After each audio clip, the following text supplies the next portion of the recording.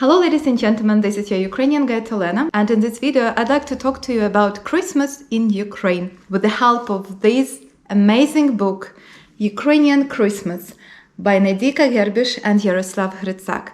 Yaroslav Hrytsak is the famous Ukrainian professor of history. I had a great honor and pleasure to talk to him for my YouTube channel, and you can find this interview here, and the link will be also in the description of this video. Well, I bought this book from American Amazon as a gift for my host family who gave us a shelter here in the United States of America.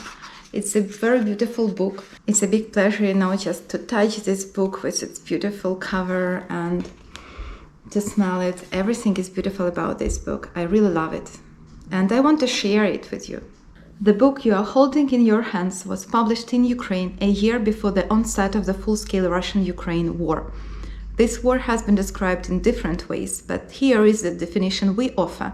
The country where Christmas is one of the most significant holidays of the year and is celebrated twice, honoring both Eastern and Western traditions, was attacked by the country where Christmas has lost all meaning. The popularity of Christmas in Ukraine is evidenced by the fact that St. Nicholas Day is a favorite holiday amongst Ukrainian children, and one of the gems of world culture is the Ukrainian Christmas song known as Carol of the Bells.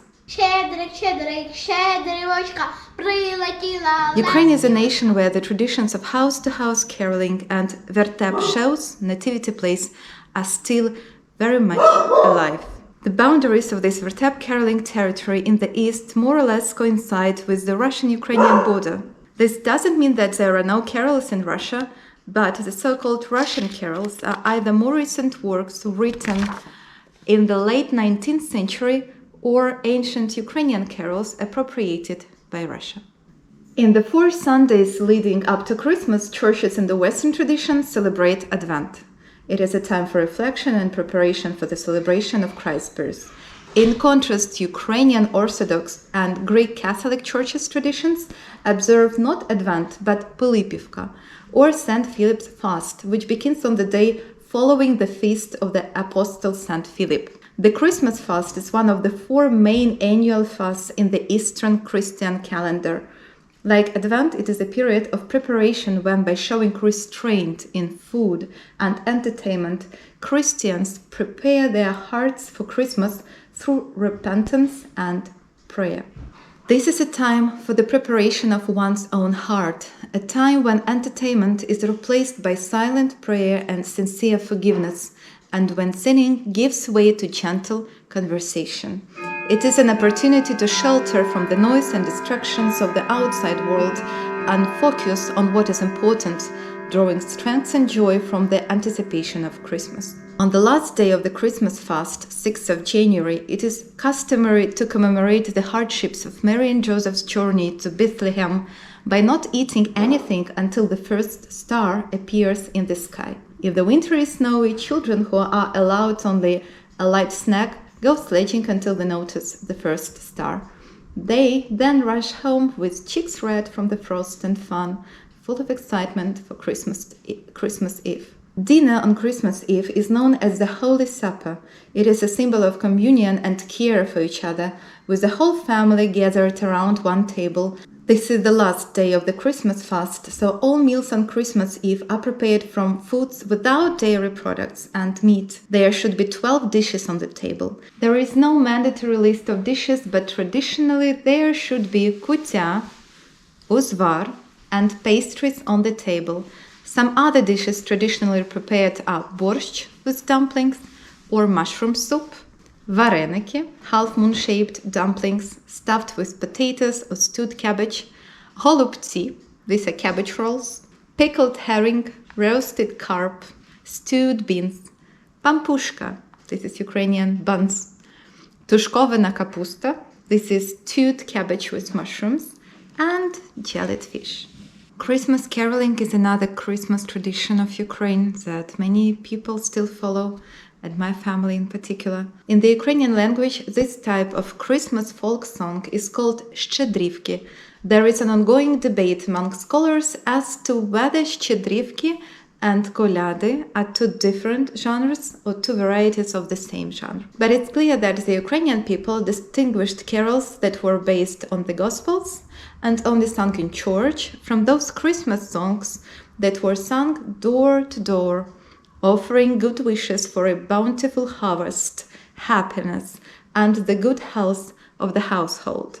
Щедрий вечір, добрим людям здоров'я. Another tradition is vertap, the nativity scene.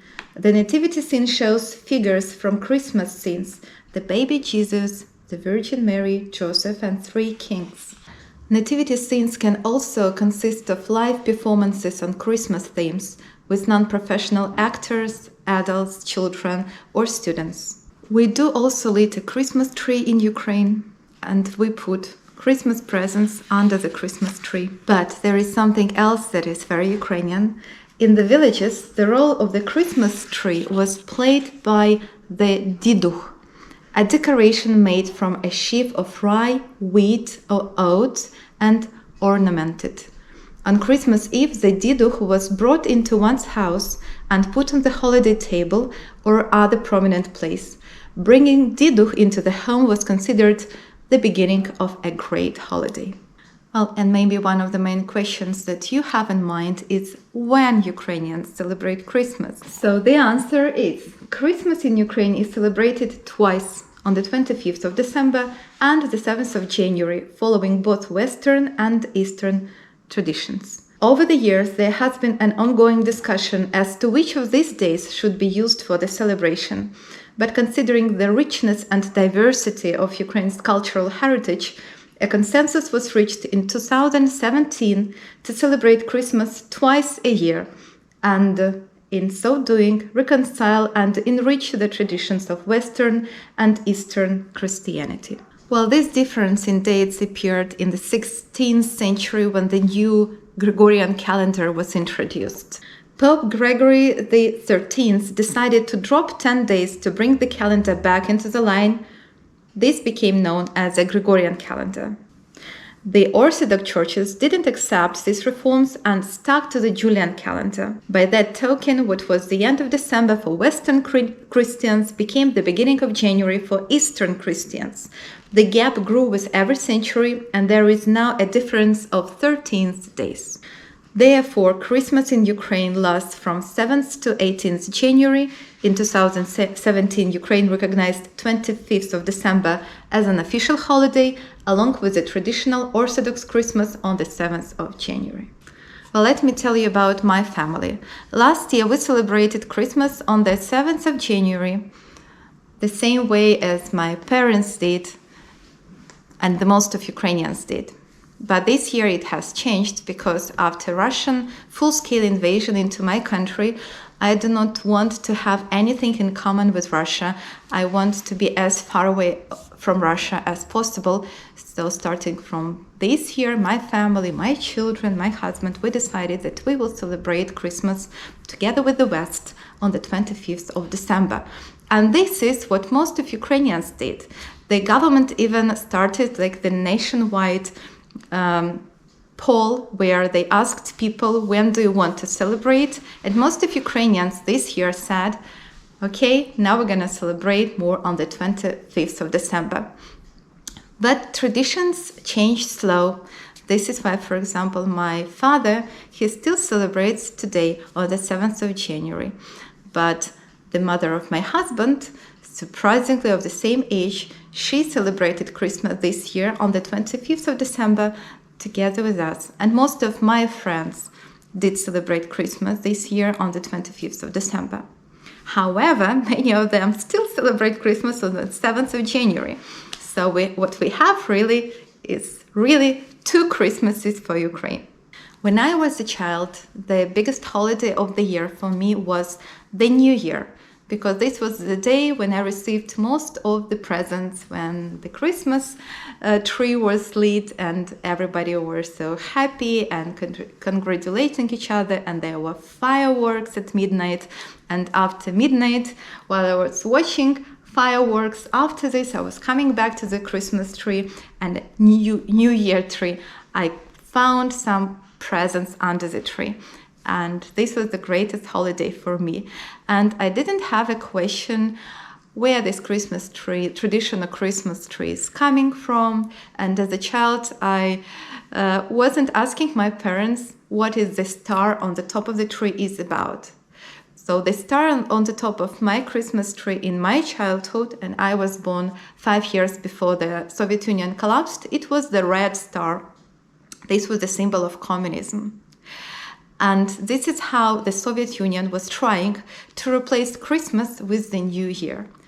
So religion, Christianity, or any other kind of religion was forbidden and persecuted by the Soviet regime. People were not allowed to celebrate Christmas, but instead people were encouraged to celebrate the New Year. So when I was born, this was already in place, the red star to the top of the Christmas tree.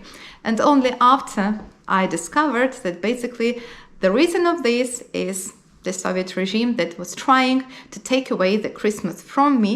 But when I grew up, in the independent Ukraine, I was trying to bring back Christmas to my children, and this is what was happening to people of my generation who were having children. We were trying, to bring back Christmas to our kids. We do not place the red star on the top of the Christmas tree anymore. Yeah, it's about the birth of Jesus Christ, not about the Soviet Union. But this year, our Christmas tree in Ukraine has this symbol on the top, which is the trident, and this is the symbol of Ukraine. Because this Christmas, this is the most important thing for us, for our country to survive. And it's about our identity, really, of every Ukrainian, and about our simply survival, about our lives and the future of our children to survive and to defeat the terrorists.